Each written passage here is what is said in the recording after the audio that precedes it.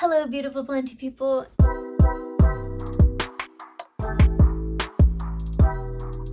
It's Skully, and welcome to Skully's Creations, where we talk about plants and we occasionally do a creative project here and there. If that sounds like your thing, please make sure to hit that subscribe, notification bell, all the things. It really does help me out. And yes, thanks. Alrighty, so today what we're going to be talking about is how to care for an Epipremnum, or more commonly known as pothos. So there is an array of different pothos that you can actually choose from, and they basically all have the same care requirements. They all do have the same care requirements. I haven't had to amend anything differently for a specific one. On top of that, I will be showing you in the end my Pothos collection. It's not large, but it's a little something something for you. So first of all, let's go ahead and start with watering. So a couple of different ways that you can tell whether your pothos needs to be watered is one, if the soil is completely dry, that's when you want to give it a good watering. So you can do this by either using a moisture meter, and when that moisture meter says dry, go ahead and give her a watering. You can also do this by chopstick. What you can do is dip your chopstick in, and once you take it out, if there's soil on the chopstick, that means that your plant is still watered, so you don't have to water it. But if nothing is on the chopstick, then you can go ahead and give your pothos a good watering. Another reason why pothos are a really good beginner-friendly plant is because they actually show signs that they need water too. So this helps you understand how plants show you how they need water, and one of the ways that they show you is by drooping. And pothos will do this. Their leaves will get very thin, they'll get really droopy, they look very sad, but once you give them a good watering, they'll perk back up. And then you're good to go. So that's really all it takes to go ahead and water your plant. If I were to give you a certain amount of days, it really does depend on where you have your pothos as far as what lighting you're giving it. Are you giving it high, medium, or low? That all is going to depend, but I would say roughly 7 to 10 days. If it is in a higher lit location, it will probably need water a bit more because it's drying out faster, but that's just a good estimate. But again, it all depends on where you have it. And that actually leads me to my next point, which is lighting. Now, like most plants, pothos or epipremnum want a bright and direct light. However, they can handle a bit of direct light, but not too much because the leaves will burn, and trust me, they will burn. They're also a good plant to put outside, maybe in a shaded area. They love to be outside during the summer. I haven't had success with it personally, having them outside, and that's because I live in Texas and I don't really have much shade at my house. Everything is pretty well lit up, which is good for my indoor house plants, but to have things outside, I have to be very careful on what I'm putting out there because I don't have a lot of shade. But if you do have shade and your pothos is in an eastern location, oh my goodness, it will thank you. Because again, being outside with the humidity, the heat, bright and direct light, they absolutely love that. So that's what I would suggest, is keeping it so basically keeping it where I have all of these. I always use this corner as a good example of bright and direct light because as you can see, they are getting light, but it's not all the way to the window like this ficus where it wants as much sunlight as it can possibly get.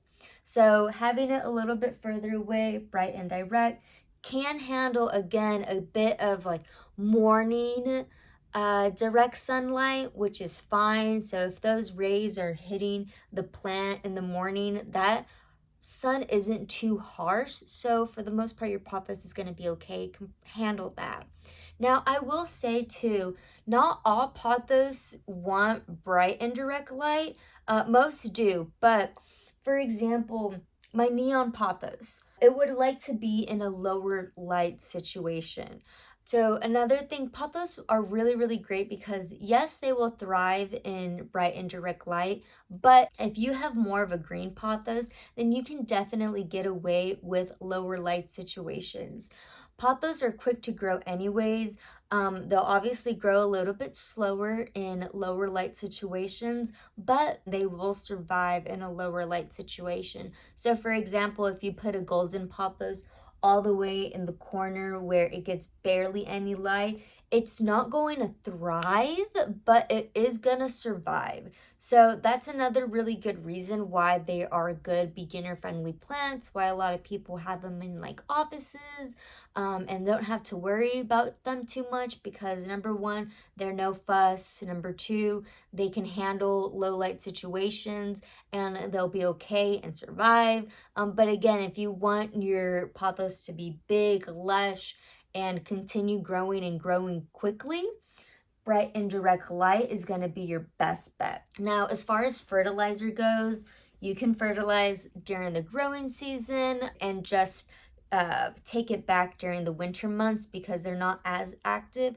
But I do gotta say, in my experience, again, I use liquid dirt, so that's just a plant food. So I do that all year. But in my experience, pothos or again Epipremnum will grow all year. They definitely shoot up more growth during the growing season, but even during the winter months, they're still growing. They just are constantly growing. They're a great plant, especially if you want that quick growth quickly, because it's really rewarding to know that you're doing good and you're seeing your plant grow. And this is definitely the plant that you would want, especially if you want that like instant gratification, because they do grow quite quickly in the right conditions. So yeah, that's fertilizer. Now when it comes to soil, they are an aroid. So being that they are an aroid, they still want a well-draining soil. So at the bare minimum, add amendments like perlite. I personally put them in a organic potting mix, perlite, and orchid bark. But again, you can put them in whatever you like. And quite honestly, these plants are so resilient. Let me tell you, my boyfriend's mom, and I always use her as an example because she just has so many plants as well. And she doesn't add or amend anything. She just straight up just uses soil and she just puts her pothos in there and just waters when dry, and that's it. So that's a good example of the fact that these plants, they're not picky, they are no fuss. So if you don't want to add any amendments, it's not what I would personally do because I do tend to overwater, so I do like to make sure I have a well draining soil. But if you don't want to add anything, it's okay, especially with these plants. These plants are so resilient and forgiving. So, being that they are resilient and forgiving, this actually leads me to my next point, which is propagation. Given that these are very resilient plants, say for whatever reason you overwatered or underwatered your plant, your pothos is dying. Pothos are so freaking easy to propagate. Make more plants. Say you just want more plants. You haven't killed anything. You just want to make more plants. You want to make your pot fuller, less viney, more full first. Easy plant to propagate. And let me show you how you would propagate this. So first of all, do you see where these bumps are? Right here, even right here. These are called nodes. And what you want to do is cut above the node. So let's say I want to cut right here. This node right here, roots are going to grow out of. So wherever you have a node, roots are going to grow out of. So if I cut my pothos right here, I can stick this in water, just like this, all of it in water, and I'll have roots coming out from over here and over here. And let me show you a propagated pothos so you know what I'm talking about a little bit more. Okay, do you see where this bump was, where we had that node and this other node? Roots came out of this. So, probably have had this in water too long. So yeah, where those bumps are, roots are coming out. So now I've put this in water. Or whatever medium you want to use, which we can get into that too on mediums to use for propagation. Honestly though, the easiest way to propagate a pothos is just by sticking it in water. And now you have a whole new plant. They are that easy to propagate. Again, this is another reason why pothos are good beginner-friendly plants, is because you can learn so much with one plant. You can start trying your hand at propagating. They're rewarding because they grow quickly, and they're no fuss and very resilient. So, oh, fun fact, you can leave it in soil. They can be in leca, they can be, or you can just leave it in water. You can leave it in water for forever, and they'll just continue to grow roots, new leaves will pop up. So you don't even have to put it in soil if you don't want to. Another reason why they're great for beginners, or for any plant parent who is wanting to just experiment more. Pothos is a great one to experiment with because, again, you can try different mediums if you want to, and then that way you're not like using your expensive plants to experiment on. You can use a pothos because, again, they grow quickly, they're resilient, and they're just gonna shoot out new growth and it's all good. So that's it. So that's, as far as care goes, that is it. So now let's get to the good part. Let me go ahead and show you my collection. So for this first one, this is a marble queen, and they call this one the marble queen because of her marble look to her. So she has green and white variegation, and then that variegation sometimes mixes, so she has like light green colors. But yeah, she's basically super marbly. And she can revert, which has happened over here. I'm not getting very much marbling over there, but I mean, look at this leaf. So this is one of my favorites. It has to be one of my favorites just because she can get so white and marbly, and she's just really pretty. I will say with the Marble Queen Pothos though, in order for her to keep her variegation, she does want a little bit more light. So that's that. All right, and next up is my Global Green. I love this one just because she's been doing really good as far as growth goes. But here, so she's a Global Green, and I'll show you why. She has green and light green variegation on her, and that's why she's called the Global Green. Her variegation isn't super noticeable, but when you do notice it, I mean, look at it.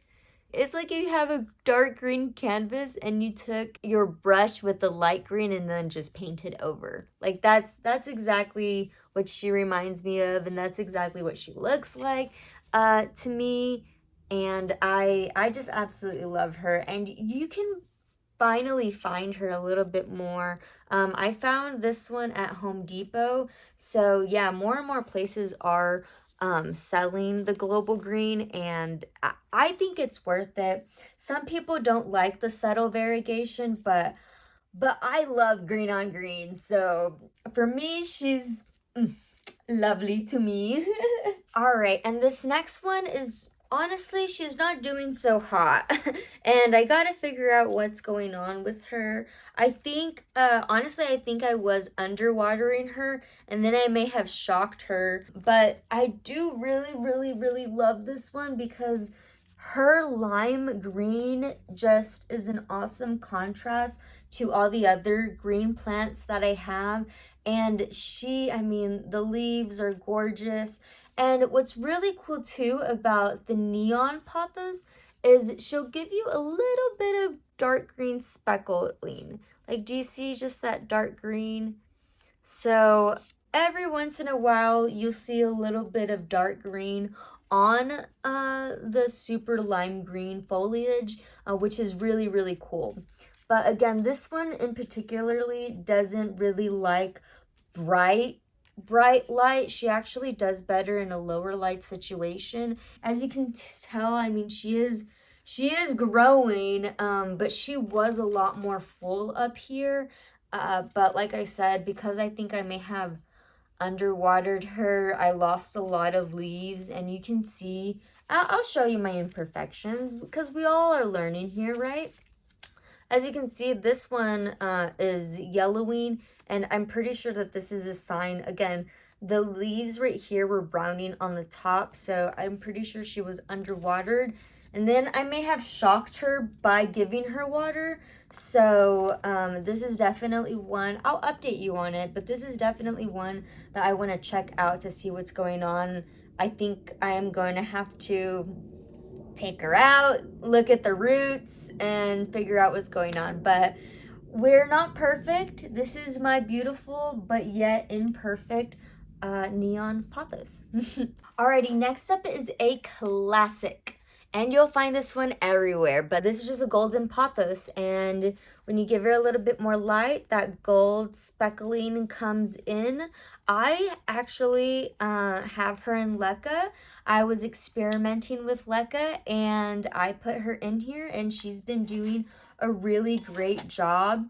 And she likes being, again, very resilient plant. And this is why I love her as a beginner friendly plant, or if you want to start experimenting with different mediums, because this is a really good plant to do all of that with.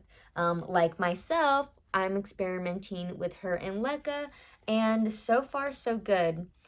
She has given me some pretty green leaves, but I'm hoping that I'll have a little bit more of that golden color now that I've put her in a higher light situation. So yep, golden pothos. She's a classic, but she's awesome. Next up is one that I actually got a few cuttings from my boyfriend's mom. Again, we share plants all the time. So this is my Jade pothos, and she, as you can see, she's just solid green. And I don't know, there's just something about that. There's just something about knowing that she's just gonna be solid green that makes me, I don't know, makes me really happy. But she's, you know, still has that almost heart, but not all the way heart shaped leaf.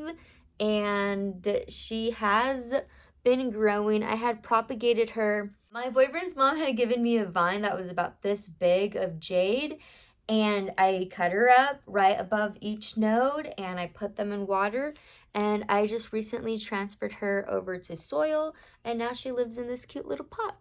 So this is my Jade pothos. She's, I guess because she's sentimental, she's one of my favorites, but moving on.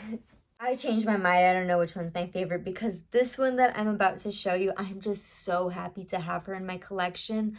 When I saw her in person, I was like, I want her and I need her in my life.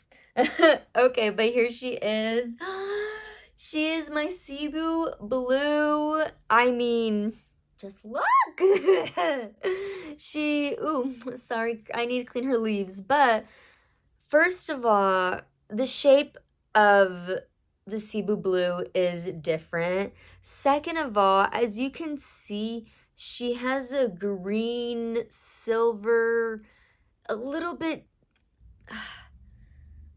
blue, like a blue green. Yeah, she's like a blue green, and her coloring and even her pattern, as you can see, those ridges on her remind me of a mermaid, and that's just what it reminds me of. And she vines. She's absolutely one of my quickest growers. She sits right above here on this shelf up here, so she is getting plenty of light. No direct sun, but like I said, she just grows and grows and grows and grows. And this is with me already cutting her. Like, I've cut her, I've cut each vine. Yeah, I've cut each vine. Yeah, so now, you know, she's full up here, she trails down, she's hanging on a shelf, and she's just living her best life. But I absolutely love, this is one of my favorites. I love her with this pot. I love her coloring, her light, her bluish green color. This is one of my favorites. Oh, and another thing, if you were to put any of your pothos up because they trail down, but they are climbers. So because of that, once they climb, their leaves actually get way bigger. And for the Cebu blue, when she climbs, she actually gets these little fenestrations like a monstera, and it's really, really pretty. I personally like them for vining. They just vine like a dream. But if you do want to stake them up, they will thank you, and you'll definitely see their leaves getting bigger and fenestration starting to form. So that's my Cebu blue, and I believe I just have two more to show you. No, I just recently got a cutting of these, um, but let me go ahead and show you. So this, my lovelies, is called an Epipremnum ponatum albo. Yeah, look at that. She's gorgeous. I know. And look, this is what I'm talking about. They'll fenestrate when they are put up on a stake or on a moss pole or on a plank of wood because they are climbers. And yeah, so I have two cuttings of these that I just recently got. This one definitely looks like it has a little bit more variegation. And fun fact, as you can see, this node has green and white, and this leaf is very variegated. This one over here is a little bit more green, and this leaf is a little bit more green. So that's a good way to indicate whether you're gonna have a super variegated plant or not, is just by looking at the stems. So anywho, this is my Epipremnum ponatum albo. It's another type of pothos, or it's another type of Epipremnum. So pothos is the common name, and Epipremnum is like the scientific name, and this one is Epipremnum ponatum, and it's albo because it's white. Fun fact.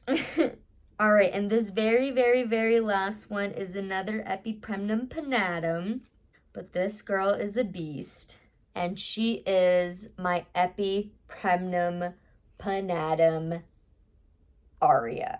Yeah, look at that huge leaf. This is my hand, this is the leaf, here's that gorgeous fenestration that she has. I recently just got a cutting of her, but look at those roots. I mean, she's just gorgeous. Now, aria usually means yellow variegation. So as you can see, this one is white, a little bit of green, but when it hardens off, it's gonna look more yellow. So, and that's what aria, you'll see aria, what is it, the Syngonium aria, and that's yellow variegation. And like this one is Epipremnum ponatum aria, which will have that yellow variegation. I just love it. I just love it. Do you love it? Do you love it as much as I love it? Maybe. Hopefully, maybe not. If you're watching this video, I think you love plants just as much as I do. Or you want to learn about plants, and that's what I'm here for. I love plants to teach you about the plants. Anyways, all right, I've showed you everything. That's it for this video. I hope you enjoyed. If you have stuck with me to the end, you are it. You were awesome. You are the one. And again, I'm just really excited to be sharing this information with you. I hope you learned something. And if not, maybe you just like seeing my plants. That's cool too. But I will see you next week. Again, don't forget to like, subscribe, leave me a comment down below. All those things really do help my channel. And I will see you next Friday on another planty video. But have a wonderful planty day. Bye.